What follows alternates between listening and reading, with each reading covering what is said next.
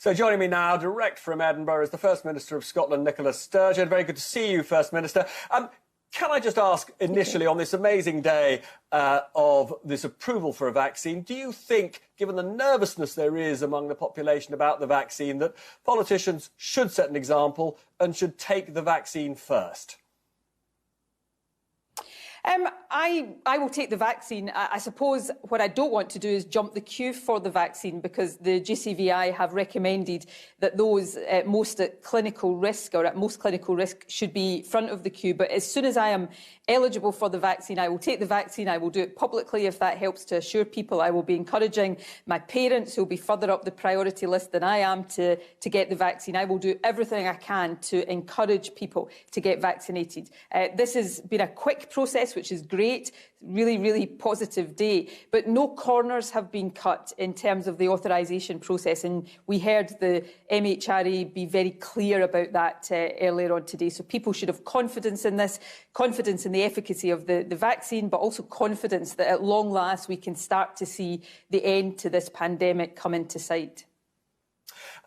I mean, just in terms of that setting of an example, there's a lot of talk since Her Majesty the Queen is in the second category for getting the vaccine, whether she should do it very soon and do it live on television. Look, for reasons I'm sure you understand, I'm not going to start to give advice to Her Majesty the Queen about when and if she takes the vaccine. There will be plenty of people doing that. My message, I'm going to keep general at the moment, but in the general, of course, it's specific to everybody watching. As soon as you are eligible for this vaccine, my strong, unequivocal advice to everybody is come forward and get the vaccine. It's a way of protecting yourself, and particularly if you're in one of the most vulnerable groups, it will help to reduce the risk of you becoming unwell and perhaps dying from this, but it also starts to protect the population collectively. So I have no reservations. I will be enthusiastic when it comes to my turn to get the vaccine, and I'll be encouraging others along the way. Now, in terms of the official prioritisation, top category are those in care homes. How are you going to get this vaccine to the care homes, given it's got to be stored at this this minus 70 degrees? How are you going to get it to care homes? So that's one of the remaining uncertainties, and there are discussions ongoing between officials here, I'm sure officials in the other UK nations, and the MHRA and the suppliers, just to try to resolve this issue, because it's great that we've got this vaccine now authorised for supply, but with the Pfizer vaccine in particular, as well as two agents having to be mixed together, it has to be stored at these ultra-low temperatures. So what we will do is take the vaccine to centres across different parts of the country, to big freezers that allow them to be stored. But at the moment, we are still just trying to work out the extent to which we can take the vaccine the final mile to people, as opposed to having to take people to the vaccine, which obviously would be much more challenging if it was care home residents. So these things are underway. The very, very first people we will vaccinate are the vaccinators, the people who will be carrying out the vaccination programme, and obviously those who work in care homes, NHS staff on the front line more generally are high up the priority list. Now, it looks as though the UK will be the first country to administer the vaccine to the general population. We've approved it before everybody else. Doesn't this show the benefits for Scotland of being part of the UK?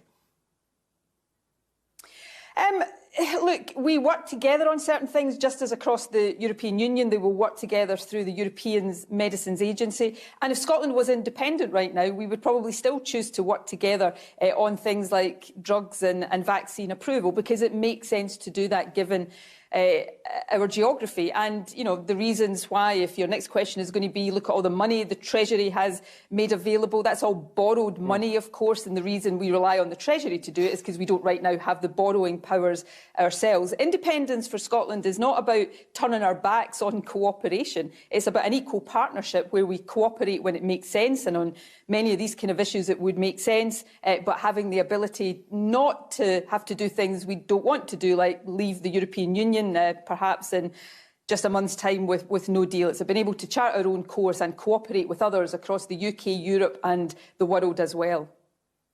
I mean, just to be clear on leaving the EU with no deal, the Labour Party has signalled that it'll vote for a deal if one's put to Parliament. Will the SNP vote for a trade deal if the Prime Minister succeeds in negotiating one? Well, we'll decide once we know exactly what it is we're voting on, how we're going to vote. And I'm not going to, we don't yet know. And it's extraordinary that we're just a month away from the end of the transition period. And we don't know yet whether there's going to be a deal or not. What we do know is that if there is a deal, it's likely to be a very minimal, bare bones deal. And so that's going to be deeply damaging. I've, over the course of today, had discussions with my own standing council of experts on Europe to take their views on where the negotiations are right now. I hope there is a deal because it's better than no deal, but frankly the position we're in right now is in nobody's interest in my view. But I'm not going to get into discussions about how we'll vote on things before we've got any idea what we would be voting on. I mean, you're very keen on Scotland being part of the EU. What would you say to Matt Hancock, who claims that we wouldn't have had the vaccine so early, wouldn't have approved it so early as members of the EU? I just think on that point he's factually wrong, and I don't really want to get into criticising Matt Hancock today because it's a day when I think all of us are feeling, quite positive and optimistic, and he's been on the front line of this, so I'm sure he's feeling that sense of relief and a bit of lightness of heart that I've been feeling all day today. But that point, and the head of the MHRA said that that's just not true. The vaccine has been authorised in the UK under existing EU legislation, which is still in place in the UK, where countries can, if they choose to do, authorise outside the European Medicines Agency framework in situations of a health crisis. So what the UK has done is within EU law. So I don't think... The other point I would make is, particularly on a day where, for the first time in months, I think we've all got reason to feel a bit more positive. This vaccine in particular, and the story of vaccine development generally over these last few months, is an extraordinary and hugely positive global story. And so very quickly and finally, with a vaccine down, literally within our hands now, how cautious should people be at Christmas? How cautious will you be at Christmas? Will you be forming bubbles at Christmas? I think people should be very cautious at Christmas. I will be very cautious at Christmas. I will not be having family for an indoor Christmas meal. I may take advantage of the ability to see family, to have an outdoor walk. What we've done in terms of Christmas is try to be pragmatic. Some people will find it really impossible not to see loved ones that might be on their own over Christmas. So we've tried to put some boundaries around that.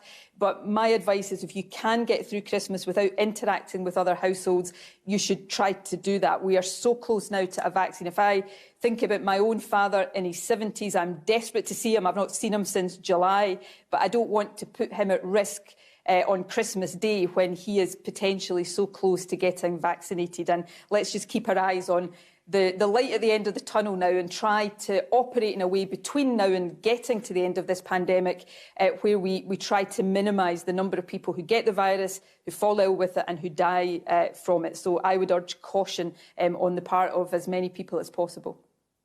First Minister Ozoa, great to see you and wishing you a Merry Christmas. Thank you.